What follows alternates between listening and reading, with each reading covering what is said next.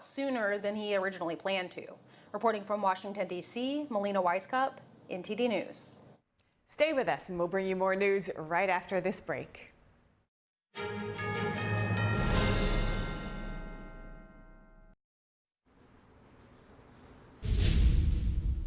Welcome to NTD Newsroom. I'm Kevin Hogan. A second federal court blocks President Trump's tariffs today. The White House responds with a strong statement defending the president's legal authority. Trump's White House economic advisor says 3 trade deals are nearly finalized. The announcement comes after a trade court blocked most of the president's tariff agenda. A federal judge says she will not allow the Trump administration to make any changes to Harvard's ability to enroll foreign students. Several state attorneys general are demanding answers from WeChat. They accuse the app of being the tool of choice for fentanyl traffickers fueling the U.S. drug crisis.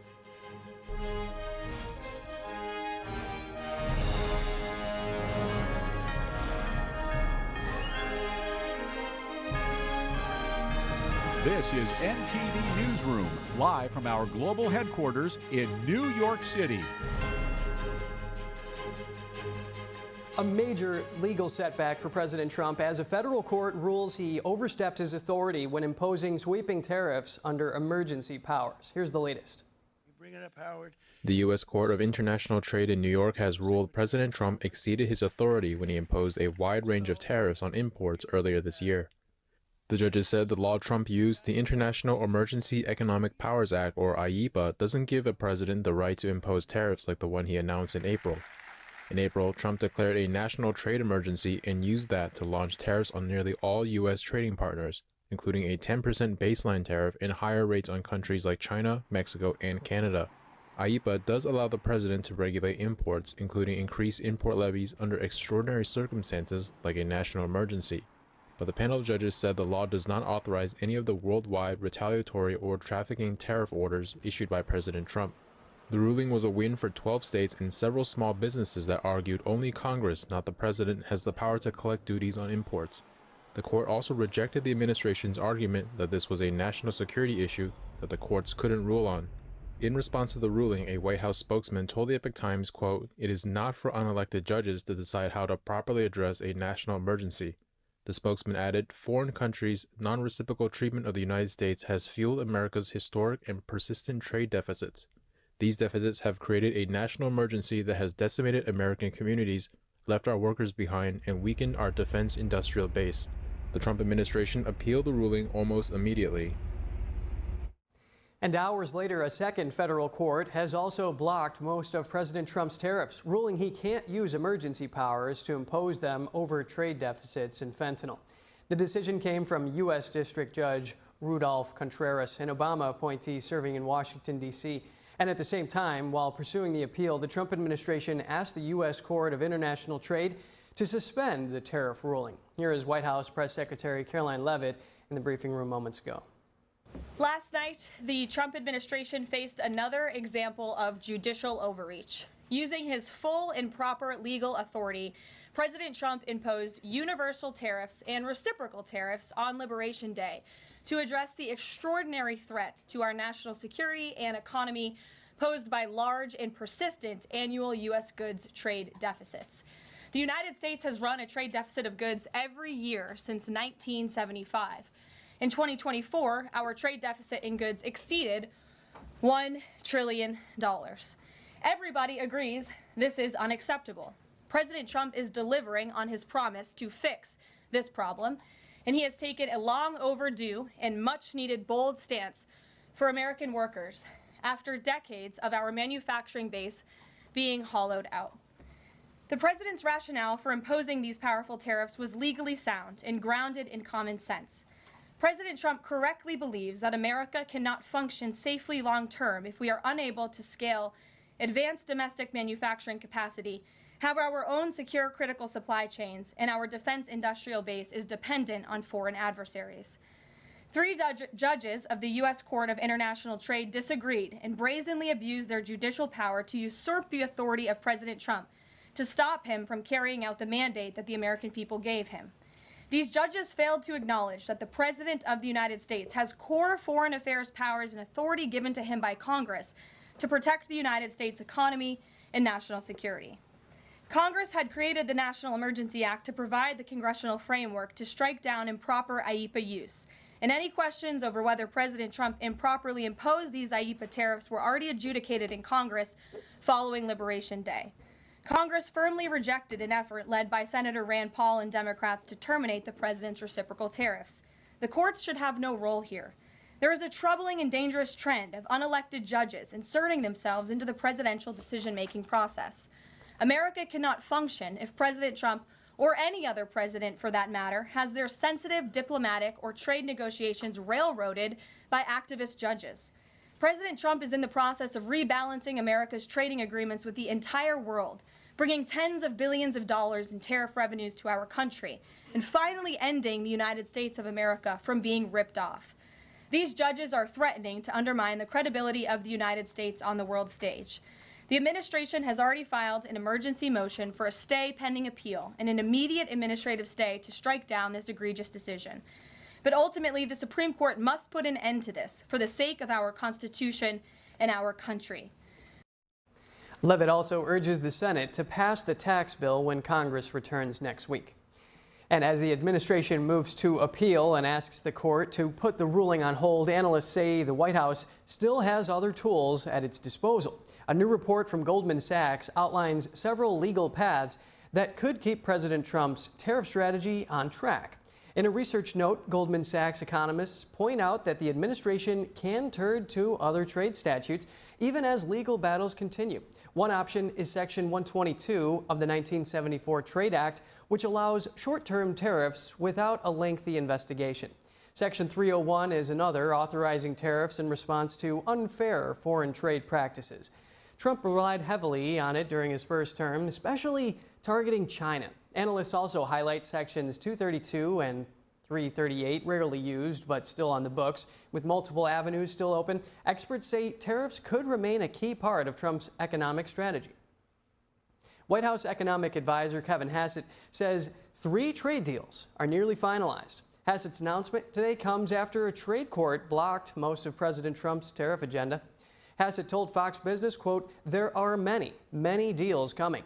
He criticized the ruling as the work of, quote, activist judges. He added that he believed the administration will win on appeal.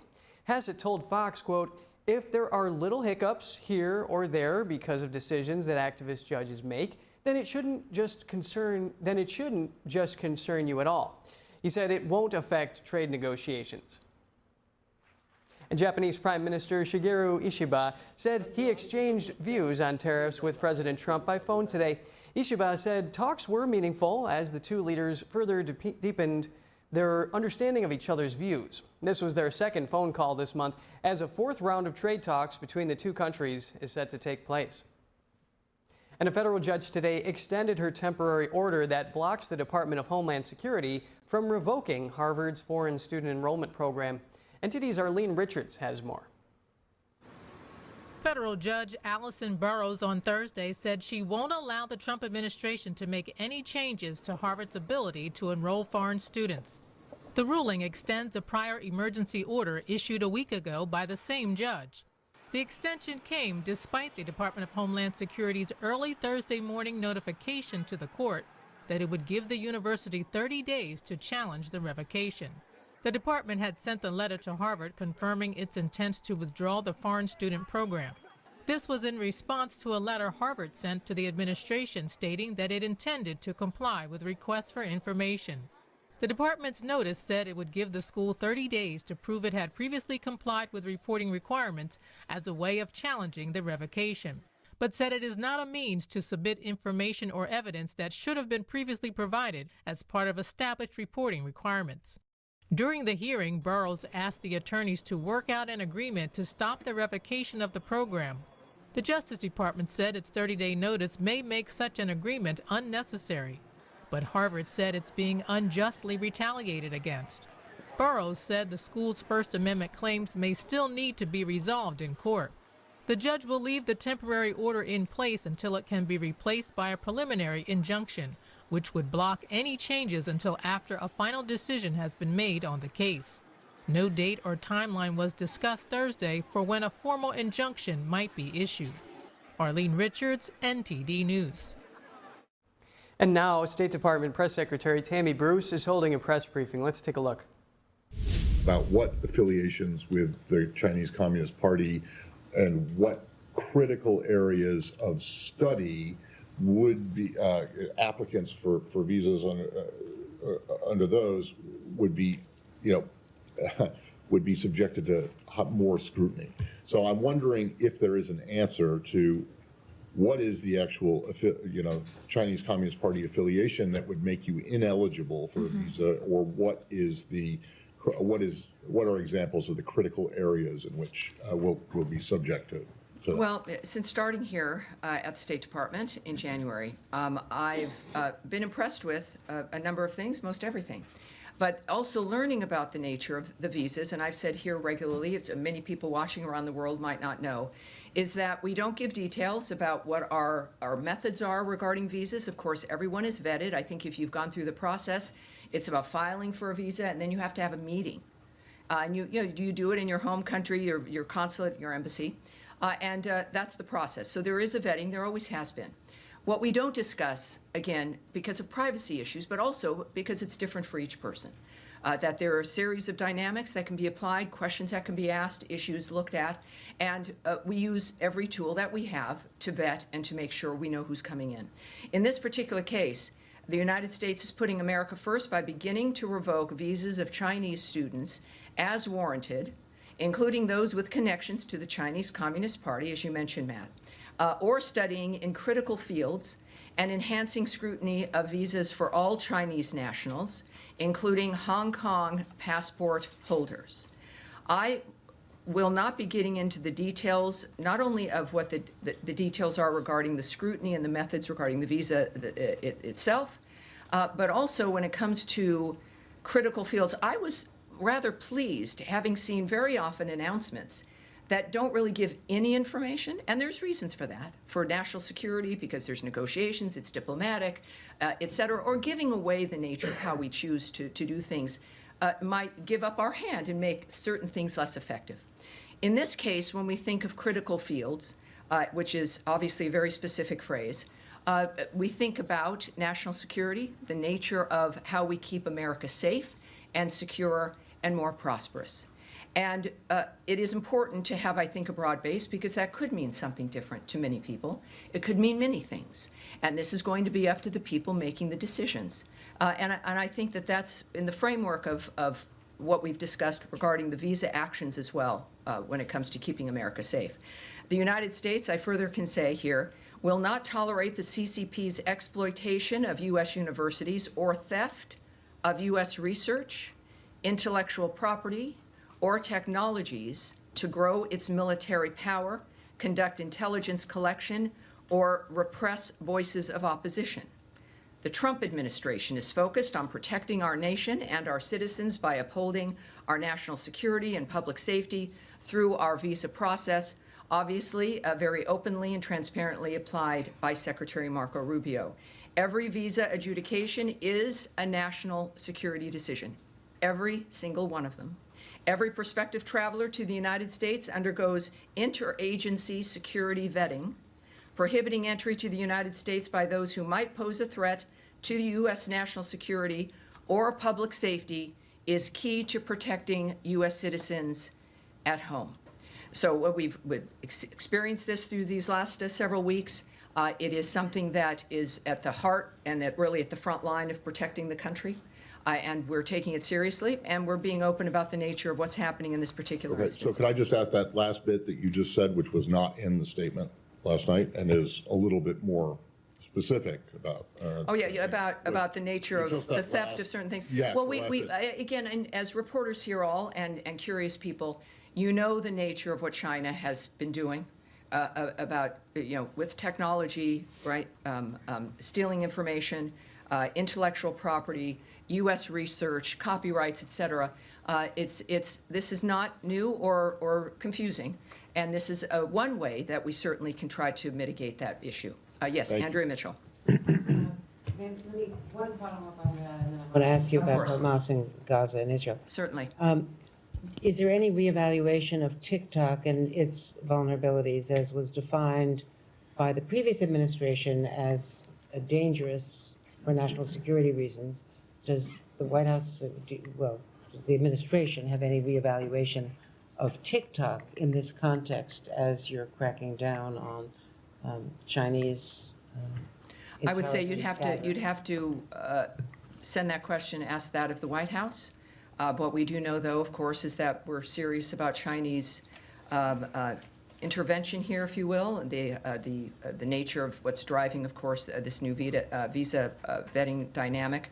But for that specifically, I know the president has spoke on it. You'll need to ask the White House. And let me ask you about the Yes. possibility of a tentative acceptance by Israel of a ceasefire. Let me come back to you on that. I think many of you also have the visa questions, correct? Are we dealing, let's stick with visas, because there's many different issues at hand, not just this one regarding China. So Daphne. Issue as well? Yeah, we'll get to Gaza after that, yes. Thank you. There are hundreds of thousands of Chinese students currently in the U.S. What proportion does the State Department expect will face visa revocations? Oh, I can't answer that at all. I mean, one of the things we also, even if I was inclined to want to answer, is we're not going to speculate on where this would go. A lot of this clearly is, perhaps has not been done before, as we look at this dynamic and make a determination of exactly what's been happening in this country. A great deal of what President Trump has done and what Secretary Rubio is doing is beginning to look at certain things, whether it's foreign aid, the nature of visas, how people are getting here, what's happening at the universities, the things we've seen that we don't like that have emerged from them. But I certainly would not hazard to suggest that the numbers matter. What the story is here is that the issue of being serious about safety for the country matters, and we're going to look at that at every single front. So I think it's less about numbers and more about the fact that we're keeping America safe and taking the actions that we need to do that. At the tail end of Trump's first administration, the U.S. revoked visas for more than 1,000 Chinese students and researchers that were deemed security risks. Should we expect the actions that Secretary Rubio announced yesterday to exceed those first-term measures? You love the numbers. She loves the numbers. Daphne from Reuters. How many originally did you say Chinese students were here?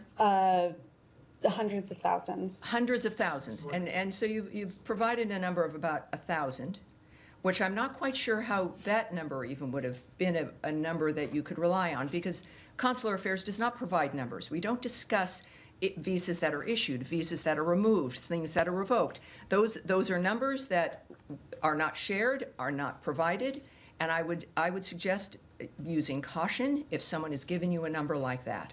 I have no idea what the numbers will be. What I do know is that the people who are deemed to be a threat to the country or a problem now will be vetted again or looked at seriously, and Americans will be safer. That's the story here. And then just on the visa restriction policy announced yesterday over the censoring of Americans, can you provide any specific examples of what actions prompted the U.S. to institute this policy?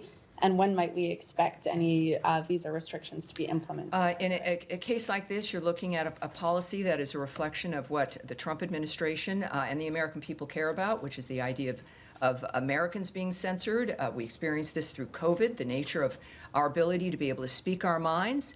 And while I won't give you, or can give you, or would give you specifics about how this particular restriction would be approached, which is not done in a blanket way, right? That there's individuals who are flagged or who are seen as being a participant in some aspect of the censorship of Americans.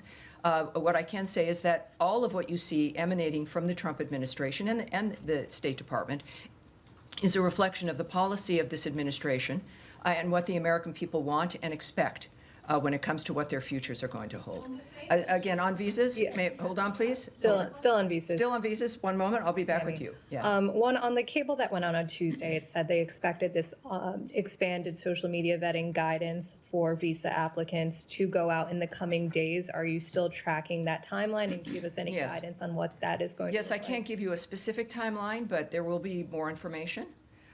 What I can say is that, in general, because that was an internal communication that was leaked, at the same time, we have confirmed that the details are accurate. Also, the Trump administration is focused on protecting our nation and our citizens by upholding the highest standards of national security and public safety through the visa process specifically. Every adjudication, as I noted to you, is a national security decision. And a visa, as a reminder, is not a privilege. It's a privilege. It's not a right. It's not a birthright. It's not something that you're owed, no matter where you come from. Every prospective traveler to the United States undergoes interagency security vetting. And this is important with these conversations because it seems like only certain groups are facing vetting with visas. Every single person does. So I would say that, yes, you're going to get more information. And this is, as a result, not an interminable kind of end. There is an end point, and it should be rather quick as consulates and embassies make adjustments when it comes to how they handle Can we expect visas. the appointments to open back up immediately after that guidance goes out to posts? Well, one thing I can tell you, a few things I can say is people can still make their application, do their regular steps, but it's a two-step process, right? You apply, and then you have to get an appointment to meet with people, to talk with them.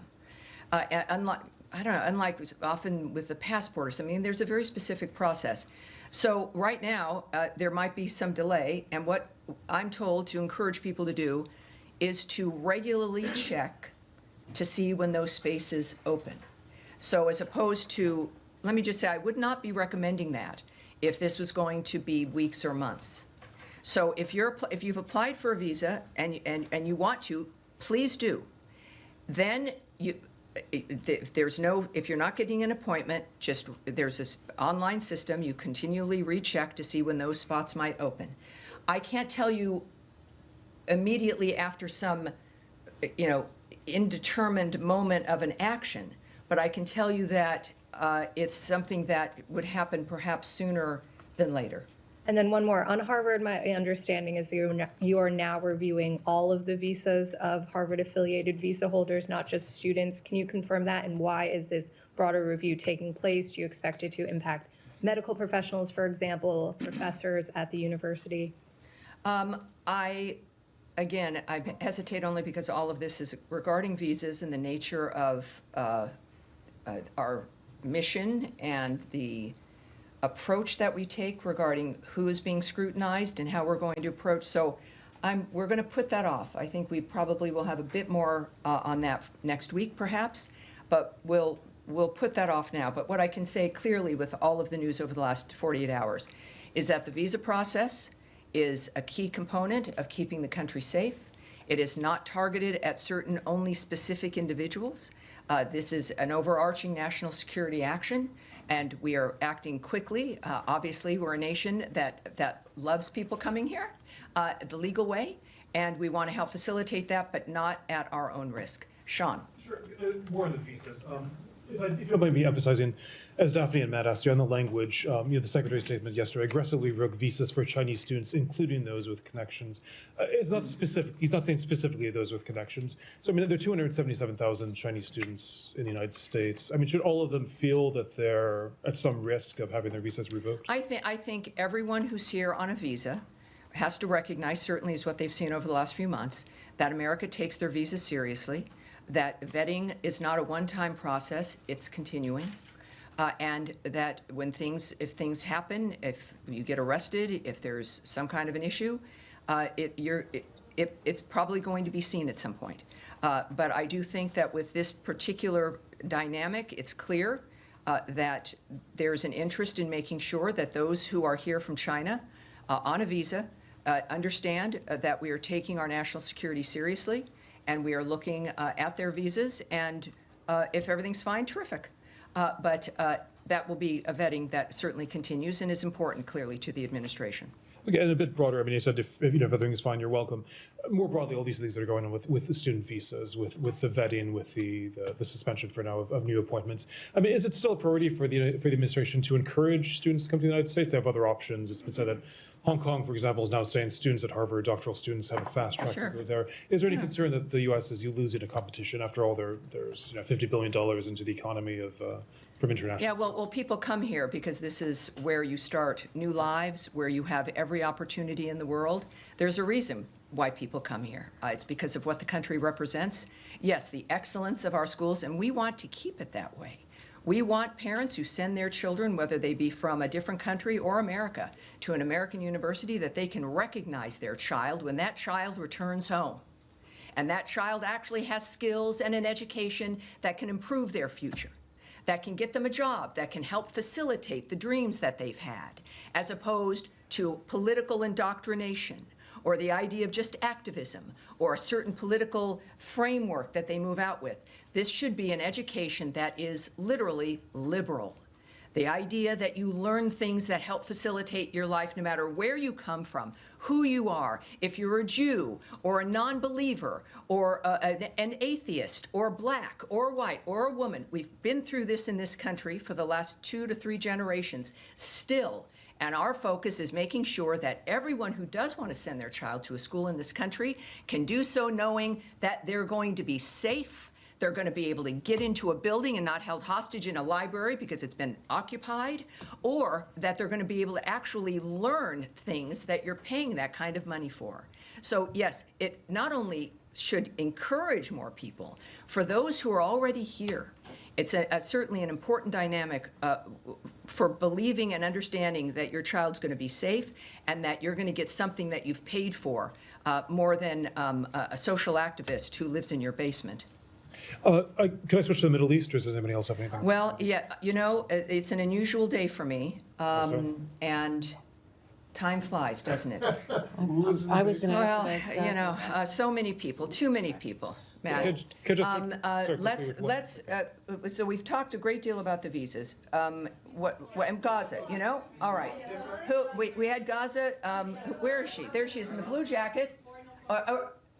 You'll be second. We'll go to Andrea on Gaza, and then we'll go into the back. I was Yes. to ask you about the reported acceptance by Israel of a ceasefire for Gaza. What you can fill in about that? Does it include expanding food deliveries? Does it include the South as well as the North? And do you know whether Hamas has signed on to this? And is Qatar or Oman? Well, we know there's been a proposal put forward that seems to be promising. We are unaware of Hamas accepting it, but we do believe that it has some significant promise. We would, of course, as you might imagine, it's been a goal of the administration to get all the hostages out, certainly the bodies that are being held. And so, and I believe that Caroline addressed this too, I think, earlier. Yes, so there is some optimism, some important optimism, but the aspect regarding Hamas and its position is unknown at this point. But I think that there's some optimism regarding what has been proposed. And was this, do you know if this came from Mr. Witkoff and Germer and the other envoys who were here from Israel this week? Well, I believe that certainly Special Envoy Witkoff, as he's been involved in most issues and our successes, but at this point, we're still waiting to get some kind of a final point put on that. Which would allow even more humanitarian aid to move in, and certainly the return of hostages and bodies. This is what we continue, always are working on, and we're excited that this might be a good development. All right, Nadia. Thank you. I'm following up on Gaza again. You know, Caroline just said now, actually, that both. And that was the State Department Press Secretary Tammy Bruce fielding questions primarily on the administration's rule revoking visas for some Chinese students in the United States, and that is particularly with those with connections to the Chinese Communist Party, all in efforts to protect intellectual property. And coming up, AI is fueling innovation and cyber attacks. Lawmakers met in Silicon Valley to tackle rising digital threats and how to fight back. We'll have more for you after the break.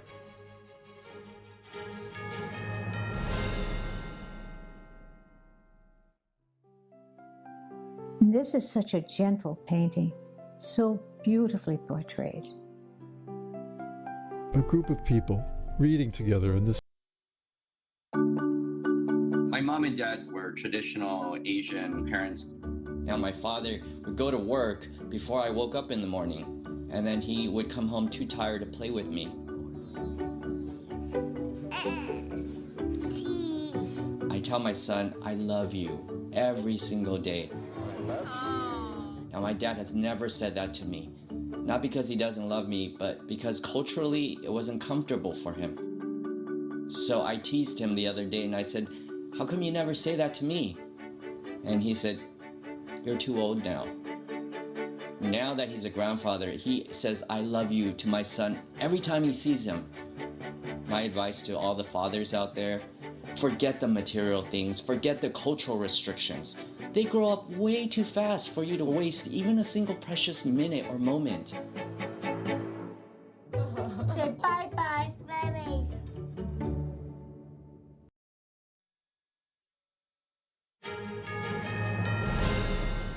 Thanks for staying with us. We are discussing the U.S.'s move to revoke some visas of Chinese students in the United States, particularly those with connections to the Chinese Communist Party, in efforts primarily to protect intellectual property. We're joined by Jimmy Quinn. He's a national security correspondent with the National Review. Thank you for joining us, Jimmy. As we've discussed, we know the administration is targeting the visas of Chinese students, including those with connections to the CCP or studying in critical fields. But obviously not every Chinese student is supportive of the regime, with some even using student visas to get out of China. Now, I understand that you've been in touch with the State Department. Do you know anything more on what this process will look like? The devil's in the details, and it's still very early. What we know is what Secretary Rubio said last night in his statement, namely, as you pointed out, that the visa review process is going to target visas that have already been issued, particularly, looking at people who have ties to the CCP or to certain critical technology fields. I don't have any additional information about the timing of this or the scope necessarily. But I think an important thing to note is that this is part of a broader look that the Trump administration is taking at the U.S. relationship with China, to try to instill the relationship with more reciprocity. As the administration views it, the Chinese Communist Party has been taking advantage of America's openness for a very long time. And this action is part of a broader suite of other steps that have been taken to counter that exploitation of American openness. And we've seen a lot of tough steps taken by the State Department in recent weeks targeting China as well. But as you said, it's important to note not every Chinese student, not most Chinese students are pro-Beijing or engaged in anti-U.S. activities. It sounds like it's going to be a review process looking at very specific criteria. Understood, Jimmy. And Epoch Times host and investigative journalist Joshua Phillip, he's explained how the CCP will use America's systems against them. So if we have an open society, open press, and so forth, they use those tools to create some leverage there. Now, when you hear about student exchange programs, you expect there to be win-win for all students and countries involved, generally speaking. There's an exchange of ideas, culture, and values, but we've seen cases over the years highlighting the risks involved in doing this with China, an adversarial regime. Talk to us about those risks. American campuses have become hunting grounds where many Chinese students actually have been targeted by the CCP and its agents as they have tried to crack down on speech by Chinese nationals studying in the U.S., which is an extraordinary violation of America's sovereignty. We saw some of this during the white paper protests of 2022, when a lot of people came out on American campuses to voice their opposition to the draconian zero COVID policies of the Chinese Communist Party at the time. A lot of the Chinese students who were engaged in that movement were targeted by the PRC and the CCP authorities. So what we've seen is that a lot of these exchanges that you've referred to have been exploited by Beijing to basically get leverage with American universities, to provide access points, to propagandize for the party's line, to gather information about, students on American campuses. And another vector of this sort of malign influence has been the Chinese Students and Scholars Associations, which are these clubs that are ostensibly just dedicated to cultural exchange and to making Chinese students, welcome on campus. But the trouble is these organizations, for the most part, are working in tandem with the Chinese consulates in America, with Chinese diplomats, and through them, Chinese students are surveilled on campus, creating this very authoritarian atmosphere that extends the party's long arm of repression directly onto American campuses. And Chinese students have been the victim of that. So the Trump administration is trying to put its foot down and really crack down on this. Thanks for that in-depth look on that. I know you've done a lot of work in this area. The State Department said it'll revise visa criteria to enhance scrutiny of all future visa applications. In terms of protecting national security, what has the criteria consisted of up till now? Sure. So the important thing to know is that the current criteria haven't really worked. You've seen all of these princelings, these sons and daughters of prominent party officials come to America, benefit from our system, and then go back. Basically, there hasn't been enough scrutiny of certain prospective students' ties to the Chinese Communist Party, and there needs to be a rigorous process in place. And I think that Rubio's announcement last night basically states that they are going to start to create that process, reevaluate what's already in place, and try to make sure that there are no more incidents like one at the Harvard Kennedy School that we saw back about 6 months ago, where this Chinese student, who is the son of a PRC official, basically manhandled a Taiwanese protester who disrupted a talk by the Chinese ambassador at the Harvard Kennedy School. So none of that should be happening on campus. And the way that you do that is you look very specifically at certain individuals' ties to the Chinese party state. All very important points to keep an eye on. And at some point on the campaign trail, President Trump said he'd deny entry to all communists and Marxists using the Immigration and Nationality Act. Do you expect the administration to roll this out anytime soon?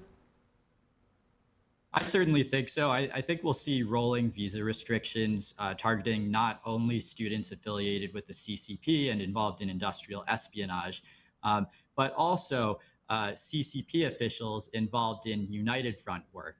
That is the CCP's political influence arm. And that's very important because what we've seen even in the first several months of the new Trump administration is that all of these propagandists and CCP operatives who have previously come to the United States have continued to do so. It seems as though they have a standing visa. And so you've seen officials from the Chinese People's Association with Friendship with Foreign Countries, which is an organization of the CCP implicated in that sort of United Front propaganda work. They've come to visit the United States multiple times in recent weeks. So I think that as the State Department continues to review these policies, these old policies, we'll start to see a crackdown on that sort of thing. And you won't have as many United Front operatives coming in. Well, thank you for this very insightful analysis. Jimmy Quinn at the National Review, we appreciate it. Thanks, Kevin. Good to see you. And coming up, AI is fueling innovation and cyber attacks. Lawmakers met in Silicon Valley to tackle rising digital threats and how to fight back. We'll have more for you in just a minute.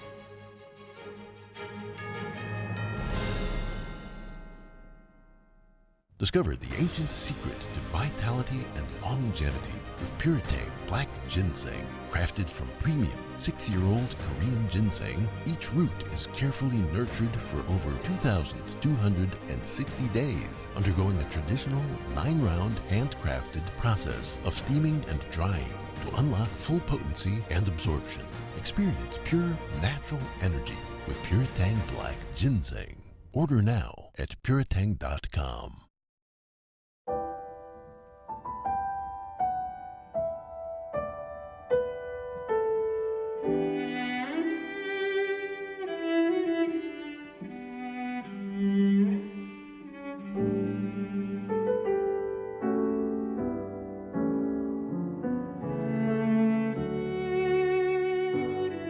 大提琴不仅仅是一件乐器，它是有生命、有感情的，需要我们精心的照顾。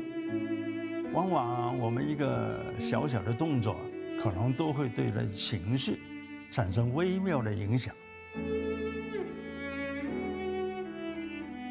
天音的品牌是福星，我们对传统的理念很荣幸被神韵艺术团选为指定供应商。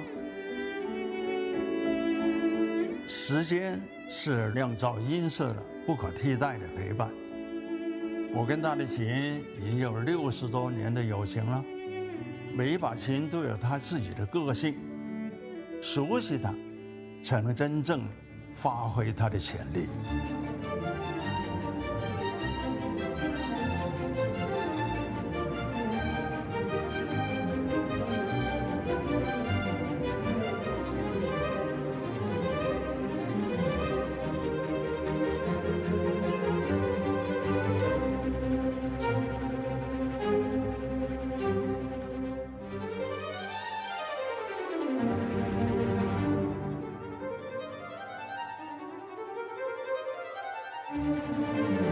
所以，我希望给你的每一把琴，都是首先我所信任的。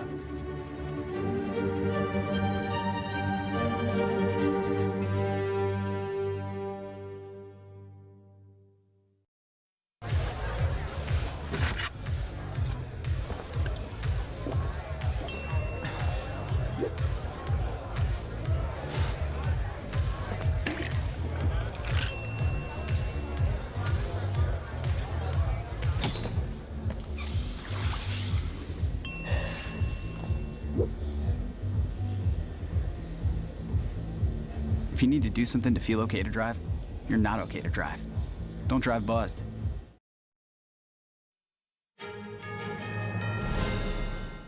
Welcome back. A federal judge is blocking the Trump administration from suspending Biden-era parole programs for immigrants. 2 organizations had sued the administration, claiming the suspension is arbitrary. The ruling applies to individuals in the U.S. who are seeking work permits or a more permanent immigration status.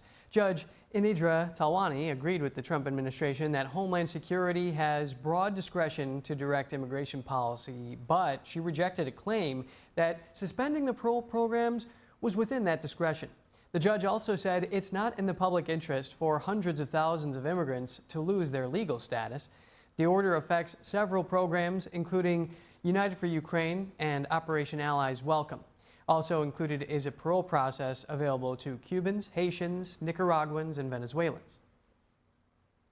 Homeland Security Secretary Kristi Noem says an illegal immigrant who allegedly threatened to assassinate President Donald Trump has been arrested. Ramon Morales Reyes was arrested after an intelligence officer received a letter saying he planned to shoot Trump at a rally before self-deporting to Mexico. Noem praised ICE agents for the arrest and blamed heated political rhetoric for encouraging violence. She also cited a recent controversial post purportedly calling for Trump's assassination by former FBI Director James Comey as part of the problem. Reyes, a Mexican national, is now in ICE custody in Wisconsin and faces deportation. Artificial intelligence brings innovation for both people and perpetrators. According to cybersecurity experts, AI has accelerated cyber attacks. Lawmakers want to leverage and regulate AI as well as strengthen cyber defense against foreign adversaries. NTD's David Lamb has more from a Homeland Security hearing. On Wednesday, the U.S. House Committee on Homeland Security met at Hoover's Institution at Stanford University. Now they listened to expert panelists discuss the current landscape of cyber threats and how it affects the U.S. Consider this. Every single day, Palo Alto Networks blocks up to 31 billion cyber attacks. Up to 9 million of those daily attacks represent novel attack methods never previously seen. To stay a step ahead, relentless innovation must be central to our cyber defenses. Innovation with AI at its core has the potential to disrupt the legacy status quo. In my opening statement, I mentioned the example of a default password, where there are still products on the market that come out with the default password, and the expectation is that the end user of that product goes and changes the password. I'm sure we've all been there. We know that that doesn't always happen. The risks that our country faces. So we need that stable baseline. We need to raise the level of security all over. Attackers are still taking advantage of very easily known vulnerabilities that should be fixed. And I agree that both software vendors and others in the community, there needs to be some accountability mechanisms in place to ensure that we're delivering secure and safe software. Now, Silicon Valley was chosen as a place for the hearing because of the talent pool and innovation in the area. Now, the House committee, one of their highlights is making it more challenging and costly for hackers to hack.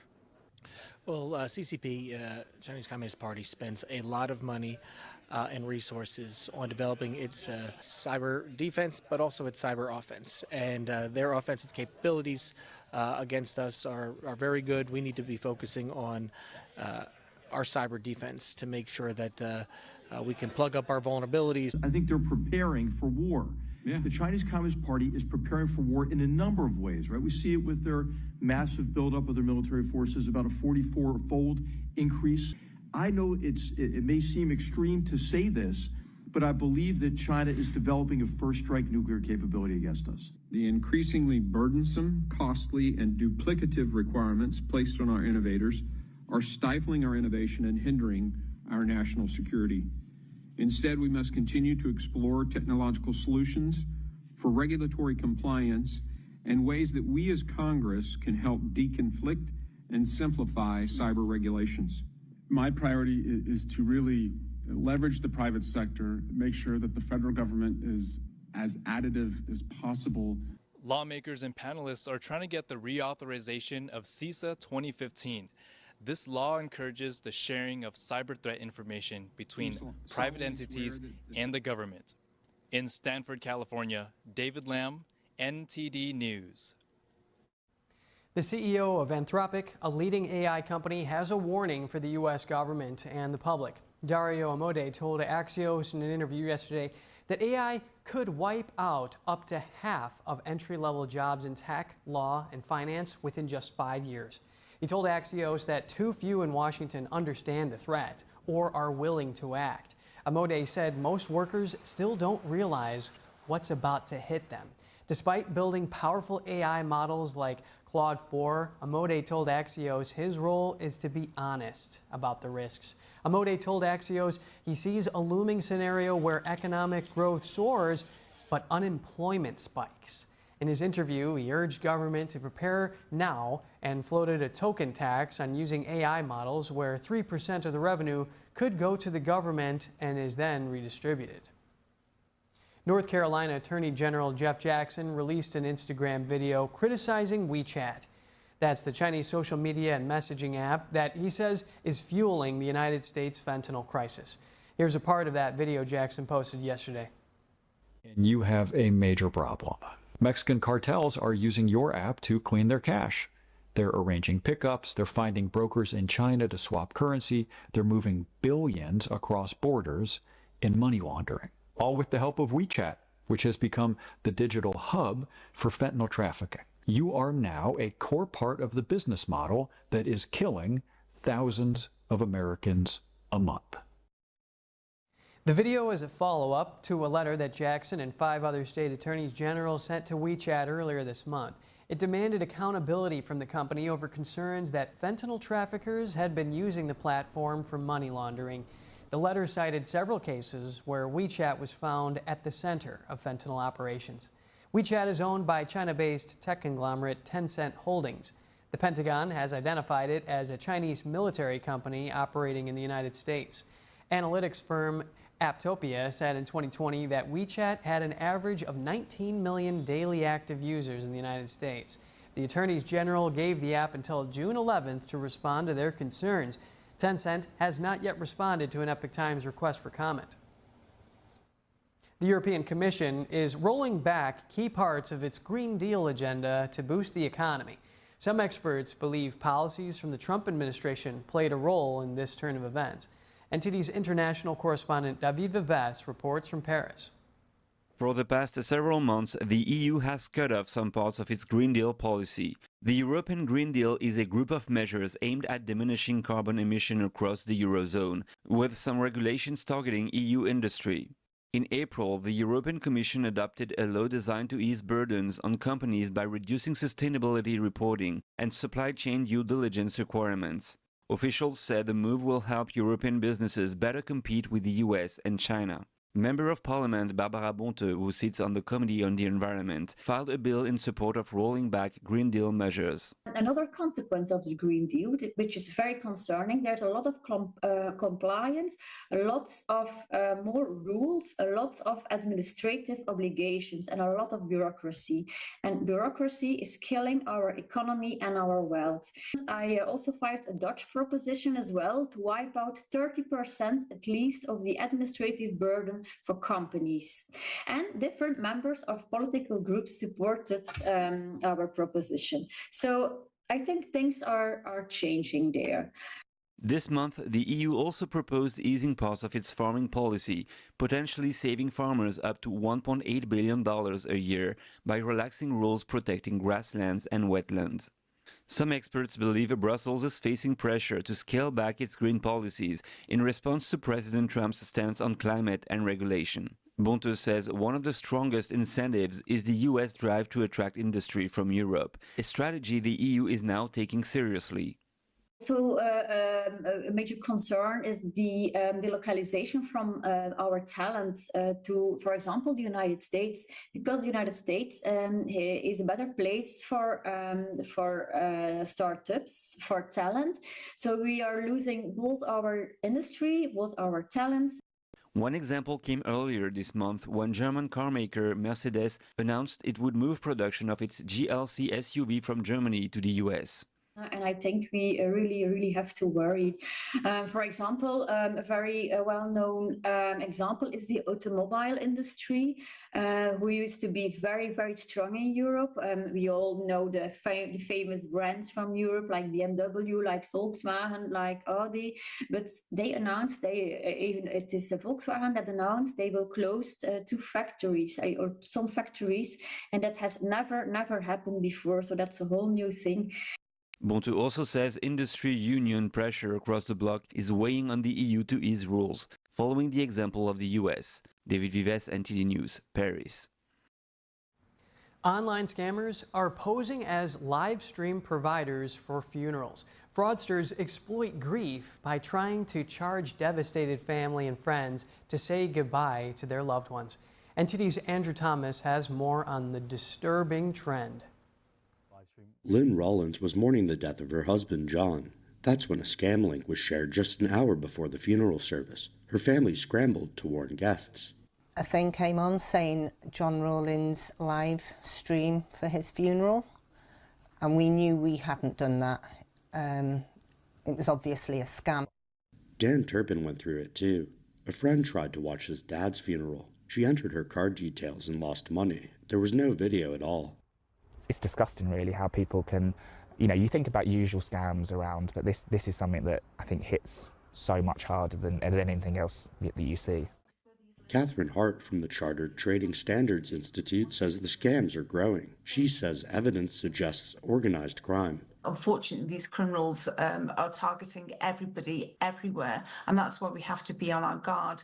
But we have seen a rise of these sort of scams, of this sort of criminal activity over the last 4 years. For Rollins, it's difficult to fathom why these scammers targeted her and her husband's funeral. She has just a few words about the fraudsters. The lowest of the low, in my opinion. It was awful. Andrew Thomas, NTD News. U.S. astronauts Butch Wilmore and Suni Williams are on the up after returning to Earth in March. They were left on the International Space Station last year by Boeing's troubled Starliner capsule. Wilmore and Williams are now getting back to work with Boeing and various NASA programs after weeks of physical therapy. They set off on an 8-day Starliner test flight last year that turned into a 9-month stay in space. After returning, they spent 45 days readapting to life on Earth. This includes regaining muscle, strength, and balance. Well, right now, we're just coming off of the rehab portion of our return, getting back into some of the debriefs. We actually finish our debriefs tomorrow.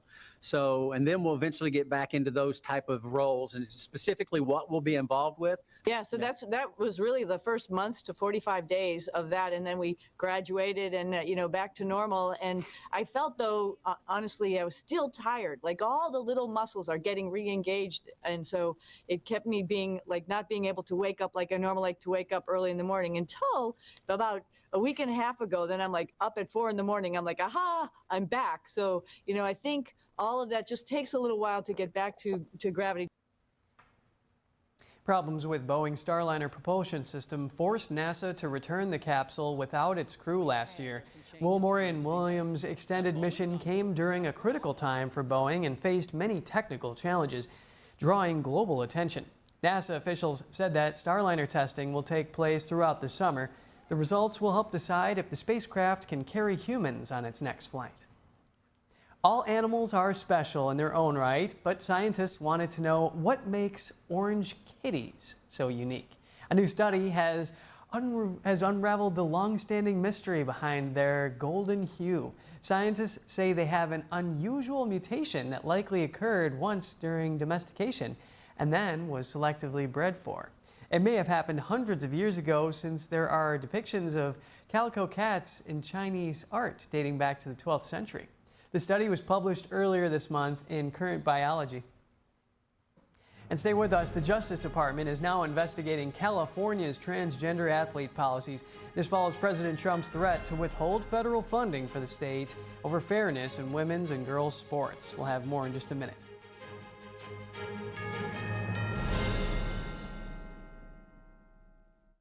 I was a young dad of 3 amazing kids, and just when you feel like life is starting to come together, you get kind of hit in the face. I was born with a congenital heart defect and had open heart surgery as a kid. I was supposed to go to the heart doctor once a year, and I finally went. He listened to my heart, and I'll never forget, he sat back and he said, yeah, it's time for open heart surgery, or you risk your aorta rupturing, and that's it. I was scared out of my mind. The night before my open heart surgery, I made a goodbye video for my kids, just in case I didn't make it. Be strong. Take care of your mom. I love you guys. Seeing, all the kids hug him goodbye and hoping that they were going to be able to hug him again. I love you. But I did make it, thanks to the work of the American Heart Association. So that's why I'm asking you to join me. Please call now or go to helpheart.org with your donation to help save lives. You can help get the next person trained in CPR, get the next hospital certified in high-quality cardiovascular care, as well as fund the next medical breakthrough like these heart valves that help save my life. I'm most grateful that I get to have a husband that I get to grow old with, and a husband that gets to be there for his children. Heart disease is the #1 killer in the U.S. That's why it's so important that you call or go online right now with your generous gift. I believe without the American Heart Association, I would not be here today. If this can happen to me, it can happen to you, it can happen to anybody. We all need your help. And your donation can literally help save a life. Please call the number on your screen or go to helpheart.org now with your gift of any amount. I was a quarterback at Hardaway High School. College first-round draft pick, on and off the field. We were taught to not show any sign